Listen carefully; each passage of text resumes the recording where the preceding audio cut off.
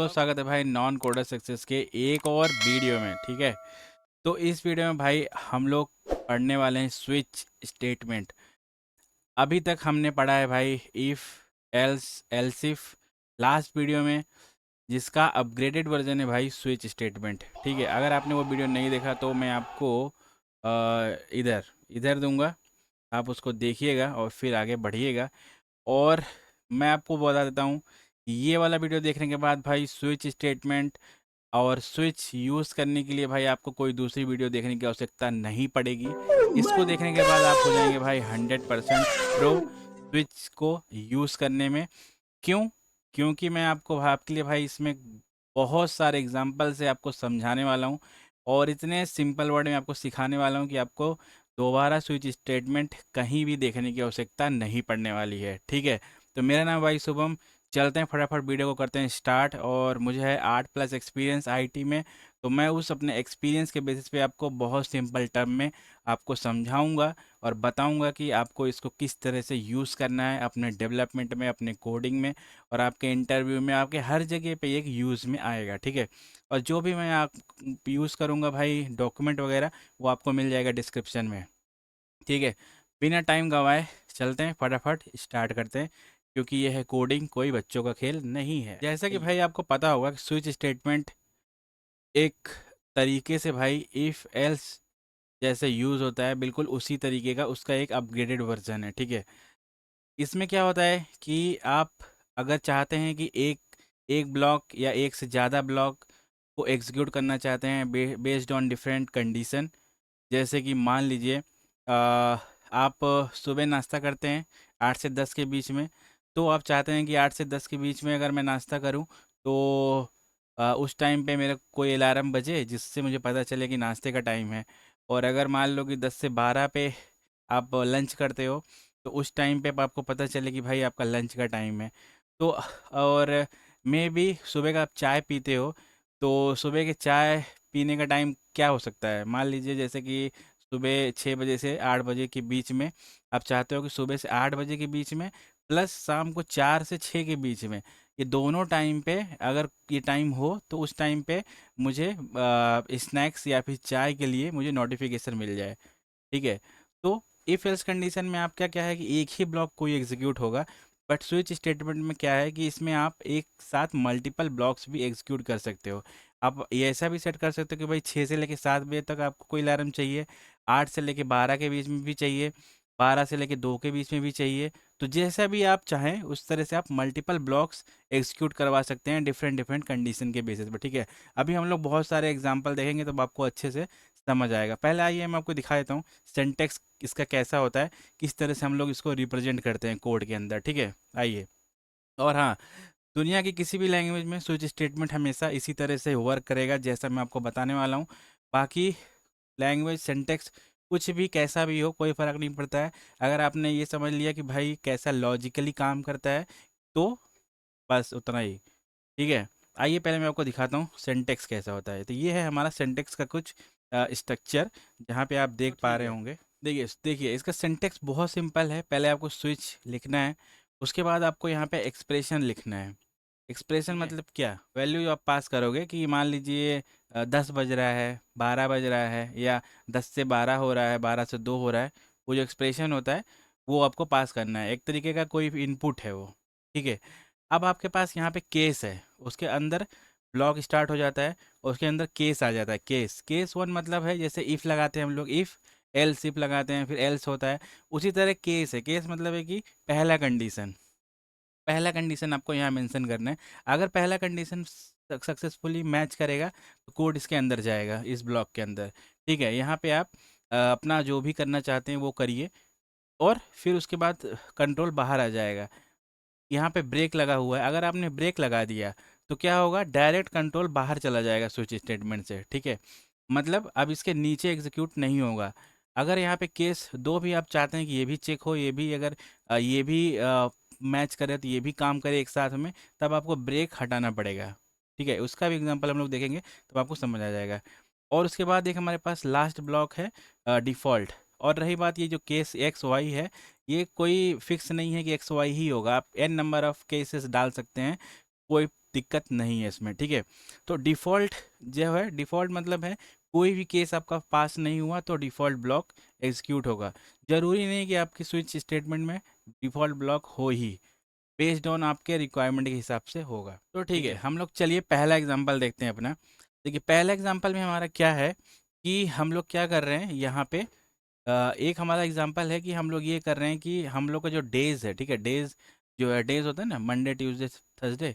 तो हम gate get new time में से डे निकाल रहे हैं कि भाई डे क्या है आज, ठीक है। डे के बेसिस में हम लोग डिसाइड कर रहे हैं कि आज क्या डे होने वाला है। मतलब हम लोग देख रहे हैं कि आज क्या डे है, इसमें हम लोग इस कोड में हम लोग ये निकालने की कोशिश कर रहे हैं, ठीक है। ये देखिए, ये आपको एक नंबर रिटर्न करेगा, 0 से लेके 6 तक नंबर रिटर्न करेगा, जिसके बेसिस पे आप अंदाज़ा लगा सकते हो कि 0 पे है तो संडे है, मंडे है, ट्यूसडे, वेडनेसडे, इस तरह से। तो यहाँ पे देखिए स्विच स्टेटमेंट में मैंने ये वैल्यू डाल रखी है। अब यहाँ पे केस लगा रखा है कि अगर इसकी वैल्यू 0 है तो मैं डे को संडे मान लूँगा, अगर 1 है तो मंडे, 2 3 6, ऐसी कंटिन्यू करके रखा है। इसमें मैं देखिए डिफ़ॉल्ट नहीं दिया हुआ है, और यहाँ पे हमने ब्रेक भी यूज़ किया है। तो चलो हम लोग क्या करते हैं, इसको चला के देखते हैं एक बार कि किस तरह से वर्क करता है। 2000 years later. तो देखिए यहाँ पे मैंने क्या किया, जो हमारा डे का काउंट था उसको मैंने एक वेरिएबल में डिफाइन कर लिया, ताकि आपको मैं प्रिंट करके दिखा पाऊँ कि क्या आ रहा है। आज 1 आ रहा है। 1 क्यों आ रहा है? जैसे कि मैंने आपको बताया कि ये जो डेट का फंक्शन है गेट डे, ये आपको 0 से लेके 6 तक वैल्यू रिटर्न करता है। 0 मतलब संडे से स्टार्ट होता है। आज है मंडे, ठीक है, जिस दिन मैं वीडियो बना रहा हूँ। तो इसकी वजह से ये 1 यहाँ पे प्रिंट हो रहा है। मुझे लगता है आपको ये 1 यहाँ पे क्लियरली दिख रहा होगा, ठीक है। अब ये 1 आ रहा है, मैंने क्या किया, इस 1 को यहाँ पे पास कर दिया स्विच के अंदर। अब मेरे पास केसेस है 0 1 2 3 4 6। अगर ये जिस भी जो भी पास करेगा वो उसके अंदर कोड जाएगा, ठीक है।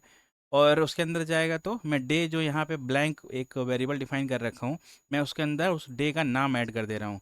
तो आपके हिसाब से किस में जाएगा ये बताइए? ठीक है, आप देखिए, दिखा मंडे। क्यों मंडे? क्योंकि यहाँ पे काउंट क्या था, 1, ठीक है। 1 केस क्या है हमारा, 1 का केस ये है, ये यहाँ पे मंडे आ गया, ठीक है। अभी फिर क्या हुआ, मंडे के बाद ये डायरेक्ट ब्रेक हो गया और ब्रेक होके बाहर आ गया, कंट्रोल बाहर आ गया इस स्विच स्टेटमेंट के। इसकी वजह से कोई दूसरा वैल्यू नहीं ऐड हुआ इसके अंदर, और वैसे भी हमारे पास कोई ऐसा केस है भी नहीं कि 1 के अलावा ये किसी दूसरे में जाता है ये। चलिए हम लोग दूसरा एग्जांपल देखते हैं, तब आपको ये और अच्छे से समझ में आएगा। तो आइए हम लोग अभी देखते हैं डिफ़ॉल्ट वाले के लिए डिफ़ॉल्ट ब्लॉक कैसे काम करेगा, ठीक है। तो मान लीजिए हमारे पास एक एग्जांपल है, अब दूसरा एग्जांपल लेता हूँ मैं। इसमें हम लोग क्या करेंगे, हम लोग देखेंगे कि वीकेंड है, वीकेंड कब है, ठीक है, वीकेंड हम लोग देखेंगे। तभी मैंने आपको बताया कि ये जो गेट डेज वाला फंक्शन है ये आपको 0 से लेके 6 तक वैल्यू देगा। तो मैं इसमें कोशिश कर रहा हूँ कि यहाँ पे 6 और 0 आए, दो केस चेक कर रहा हूँ, ठीक है, कि टुडे इज संडे और सैटरडे संडे। तो मैं इसमें सैटरडे संडे कर रहा हूँ, अदरवाइज मैं इसमें एक टेक्स्ट असाइन कर रहा हूँ, looking forward to to the weekend, ठीक है। तो अभी देखते हैं कि इसके अंदर ये क्या आता है, क्या प्रिंट 1 होता है, आया। ठीक है। तो आइए क्या हम लोग हुआ केस कि देखते वो वहाँ पे 1 पास किया तो हमारा केस 6 और 0 कोई मैच नहीं किया। फिर आपको यहाँ डिफ़ॉल्ट वैल्यू आ गई, looking forward to the weekend. समझ आया डिफ़ॉल्ट कैसे काम किया? कोई भी कब पास नहीं हुआ तो डिफ़ॉल्ट आना ही आना है, तय है, ठीक है। अभी मैं आपको चलो दिखाता हूँ। मान लो मैं आपको इस वैल्यू को क्या करता हूँ, बाय डिफ़ॉल्ट सेट कर देता हूँ इसको 6 पे, ठीक है, ताकि जिससे हमको सब पता चले कि हम लोग केस अपडेट करना चाहते हैं। ये 6 कर दिया। अभी देखो 6 केस मैच किया यहाँ पे, और इसका टेक्स्ट हमने असाइन कर दिया टुडे इज सैटरडे। अब हम लोग क्या करते हैं, ब्रेक को भी हटा देते हैं। अगर केस मैच हुआ और अगर आपने ब्रेक स्टेटमेंट को हटा दिया तो क्या होगा, नेक्स्ट जो केस होगा उस केस चाहे वो मैच करेगा या नहीं करेगा, बाय डिफ़ॉल्ट वो दूसरे वाला केस ले लेगा। अगर हम लोग क्या करें, यहाँ से भी केस हटा देते हैं, देखो अभी वो उसका नेक्स्ट केस ले लिया, ठीक है। तो अगर आप ब्रेक नहीं करेंगे तो वो बिल्कुल हर केस को लेता जाएगा, चाहे वो मैच करे या नहीं करे। तो ये चीज़ इसमें प्रॉब्लम है, ठीक है। तो इस तरह से ये वर्क करता है, इसलिए ब्रेक आपको लगाना पड़ेगा जो अगर अगर मैचेस फाउंड हुए तो, ठीक है। तो हम लोग अब क्या कर रहे हैं, एक सिमिलर और एग्जांपल लेते हैं दूसरा। इसमें मैं आपको बताऊंगा कि देखिए डिफ़ॉल्ट वाला जो ब्लॉक है, ज़रूरी नहीं है डिफ़ॉल्ट वाला ब्लॉक आपका एकदम नीचे ही रहेगा, ऐसा कुछ फिक्स नहीं है, ठीक है। डिफ़ॉल्ट ब्लॉक आप ऐसे भी दे सकते हो। वही सेम चीज़ है, सेम डेट डे चेक कर रहे हैं यहाँ पे। देखिए डिफ़ॉल्ट ब्लॉक ऊपर दे दिए, बट अगर ऊपर आप देंगे तो यहाँ पे ब्रेक स्टेटमेंट आपको लगाना पड़ेगा। मैंने आपको बताया था कि अगर ब्रेक नहीं लगाएंगे तो नेक्स्ट वाला केस एग्जीक्यूट हो जाएगा। तो अभी इस केस में क्या ठीक है। आएगा, देखिए अभी जैसे आपको दिख ओके। रहा होगा looking forward to the weekend, ये तो ऊपर है, क्या क्यों ऐसे हुआ? तो वही है, फिक्स नहीं है कोई चीज़ की भाई, अब कोई केस यहाँ लिखिए, कोई इसका ऐसे भी लिखिए। डिफ़ॉल्ट मतलब है कि वो डिफ़ॉल्ट ही आएगा, अगर आप ऊपर लिखिए चाहे नीचे लिखिए चाहे जहाँ लिखिए, ठीक है। चलिए कॉमन कोड ब्लॉक तो के ठीक बारे है। में हम लोग देखते हैं। कॉमन कोड ब्लॉक क्या होता है?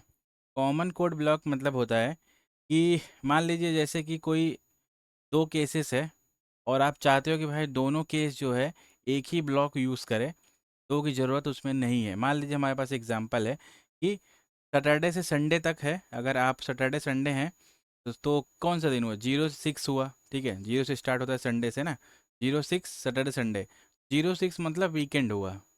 और अगर 06 के अलावा जो भी डेट दिन है, जैसे कि 1 2 3 4 5, ये जो पाँच हैं ये आपका वीकडेज हुआ। तो मुझे एक ऐसा ऐसा लिखना है प्रोग्राम, मान लीजिए कि वीकेंड अगर हो तो मैं ये करूं, मतलब एक एक्शन परफॉर्म करूं, और वीक डेज में मैं कुछ और करूं, ठीक है। मान लीजिए वीकेंड है तो आप जा रहे हैं घूमने मूवी देखने, और वीक डेज है तो आपको ऑफिस जाना है या कोई काम करना है, तो ऐसा सिचुएशन है। आइए देखिए, हम लोग आइए दिखाता हूँ मैं आपको यहाँ पे एक एग्जांपल, जिससे आपको और अच्छे से क्लियर हो जाएगा, ठीक है। देखिए सेम अभी वही केस है हमारे पास, एक और एग्जांपल है। अब यहाँ पे देखिए क्या किया है, हमारे पास दो केस है, ठीक है। 4 5 मैंने यूज़ किया है सिर्फ। यहाँ पे अगर 4 5 है तो मैंने आपको जैसे बोला कि soon it is weekend, okay. तो 4 5 मतलब कि छठवा जीरो आने वाला है, जिसकी वजह से मतलब मैंने एक टेक्स्ट दिया है, आप कुछ भी दे सकते हैं, वीक डेज दे सकते हैं। तो यहाँ पे अगर 4 5 है तो ये वाला ब्लॉक एग्जीक्यूट हो, और अगर 06 हो तो ये वीकेंड आ गया, और otherwise looking forward to the weekend, ठीक है। आप यहाँ पे क्या कर सकते हैं, देखिए यहाँ पे आप तो जीरो, जीरो नहीं, 1 1 2, और एक और ले लीजिए 3 4 5, ठीक है। अब 1 2 3 4 5 तक आपका वीक डेज ही है, ठीक है। और अगर 06 होगा तो आपका वीकेंड आ जाएगा। अभी हम लोग देखिए इसको प्रिंट करके देखते हैं क्या आ रहा है यहाँ पे, क्या आएगा? सून इज़ वीकेंड आएगा, है ना। सून इज़ वीकेंड को हटा के आप यहाँ पे कर दीजिए वीक डेज, ठीक है। समझ गया? वीकडेज है तो मैं सारे केस एक साथ मेंशन कर सकता हूँ, और एक ही ब्लॉक को मेंशन कर सकता हूँ कि इन सारे केसेस के लिए एग्जीक्यूट होगा। और वीकडेज के लिए 2 दिन है, 2 केस है, तो दोनों केस के लिए ये वाला एग्जीक्यूट होगा, और बाकी हमारे पास एक डिफ़ॉल्ट है। तो कॉमन ब्लॉक इसको कहते हैं, कॉमन ब्लॉक इस तरह से यूज़ किया जाता है, ठीक है। ठीक है, यहाँ पे एक और चीज़ है लास्ट जो मैं आपको बता देता हूँ। जैसे स्ट्रिक्ट कंपैरिजन होता है ना, कोई चीज़ कंपेयर करना, तो उसमें क्या होता है, इसमें जो मैच होता है वो बहुत इंपॉर्टेंट ये है कि आप जो भी चीज़ मेंशन कर रहे हैं, जो भी डेटा टाइप मेंशन कर रहे हैं, जो भी वैल्यू मेंशन कर रहे हैं, वो जो आप केस के अंदर देंगे वैल्यू, वो बिल्कुल एग्जैक्ट होनी चाहिए। कैसे? कि अगर आप सोचेंगे कि यहाँ पे x इक्वल टू स्ट्रिंग में आप जीरो मेंशन कर रहे हैं और सोचेंगे कि ये जीरो केस मैच करेगा, तो ऐसा ये नहीं होगा, ठीक है। क्यों? क्योंकि वो टाइप बिल्कुल भी मैच नहीं करेगा। मैं आपको प्रिंट करके भी इसको दिखा देता हूँ, ठीक है। देखिए नो वैल्यू फाउंड, ठीक है। तो केस बहुत इंपॉर्टेंट है, अगर ये आप स्ट्रिंग है तो ये जीरो नंबर मैच नहीं करेगा, तो उसमें ट्रिपल ब्रैकेट वाला स्ट्रिक्ट मोड नहीं काम करता है, ठीक है। तो ये लास्ट चीज़ था इसके अंदर। तो आई होप कि आपको भाई स्विच स्टेटमेंट के बारे में अच्छे से समझ आ गया होगा।